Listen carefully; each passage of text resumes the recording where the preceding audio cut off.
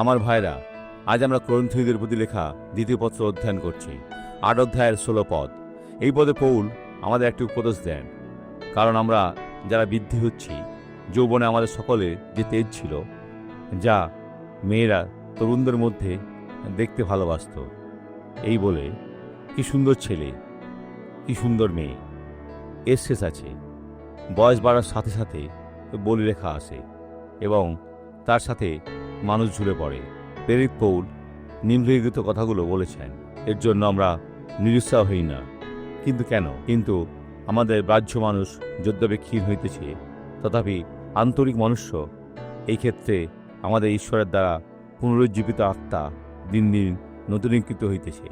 আমাদের আত্মা নবীন জীবন লাভ করছে। আমরা ভেতর থেকে সুন্দর হয়ে উঠছি। সুতরাং আমাদের বাহ্যিক রূপ না মিললেও কিছু যায় আসে না। আবার যদি আমরা 20 বছরের মতন তরুণ থাকতাম, তাহলে আমরা পাপ করে ফেলতাম। কি দুষ্ট বুড়ো না, বরং আমাদের অন্তরাত্মা নবায়িত হয়, সবকিছু নতুন হয়ে যায়, যাতে আমরা স্বর্গে যেতে পারি। আসুন আমরা প্রার্থনা করি। পিতা, তোমাকে অসংখ্য ধন্যবাদ, কারণ তুমি প্রতিদিন আমাদের পবিত্র করো। খ্রিস্টের মাধ্যমে প্রতি মুহূর্তে আমাদের ধার্মিক প্রতিপন্ন করো, কারণ তিনি আমাদের মূল্য পরিশোধ করেছেন। আর আমি এখন এই অমঙ্গলকে দূর করব, এই যন্ত্রণা যা এই ব্যক্তির কাছে এসে পৌঁছেছে। চলে যাও যিশুর নামে। আর আপনি বলুন আমেন। বিশ্বাস করুন।